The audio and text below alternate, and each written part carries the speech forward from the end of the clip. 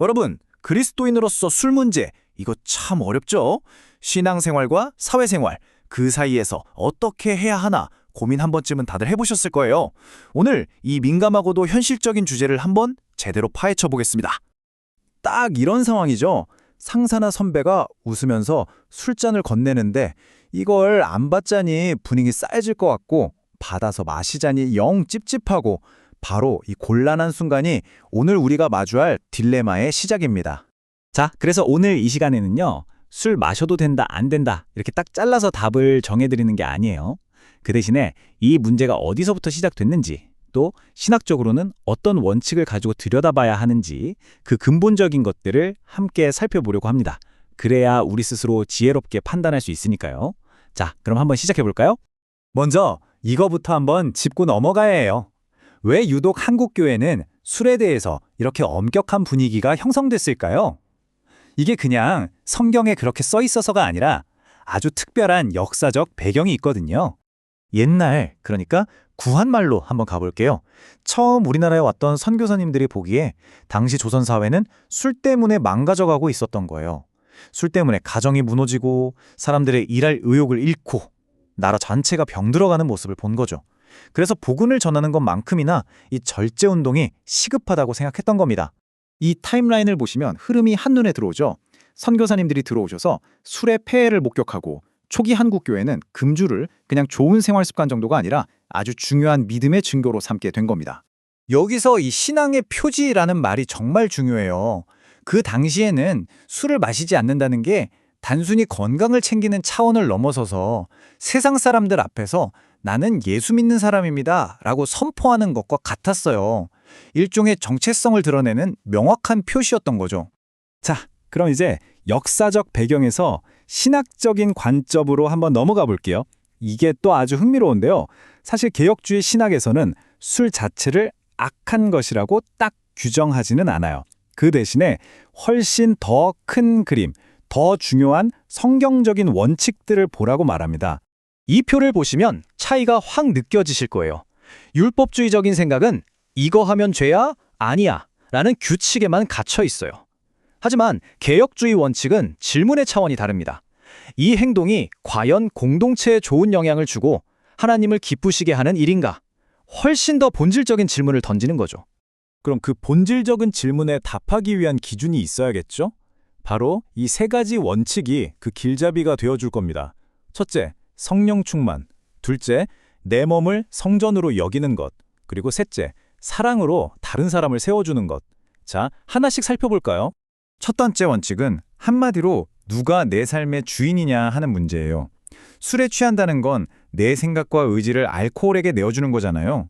성경은 분명히 말합니다. 그런 것에 지배당하지 말고 오직 성령님의 다스림을 받으라고요. 두 번째 원칙은 우리 몸에 대한 거예요. 성경은 우리 몸을 성령이 거하시는 성전, 즉 아주 거룩한 곳이라고 말하거든요. 그런데 과도한 음주로 건강을 해치고 판단력을 흐리게 만드는 건 이 거룩한 성전을 함부로 대하는 것과 마찬가지라는 거죠. 그리고 마지막 세 번째 원칙, 이게 정말 중요합니다. 바로 공동체를 향한 사랑이에요. 나한테는 술 한두 잔 마시는 게 아무렇지 않을 수 있어요. 그럴 자유가 있죠. 하지만 내 그 자유로운 행동 때문에 믿음이 약한 다른 형제자매가 시험에 들거나 상처를 받는다면 그때는 기꺼이 내 자유를 내려놓는 것이 진짜 사랑이라는 겁니다. 자, 그럼 이 원칙들을 머릿속에 담고 이제 현실로 돌아와 보죠. 오늘날 이 복잡한, 특히 술 권하는 문화가 만연한 우리 사회에서 이 원칙들을 어떻게 적용할 수 있을까요? 다시 맨 처음 그 질문입니다. 회식 자리에서 술잔을 건네받은 바로 그 순간.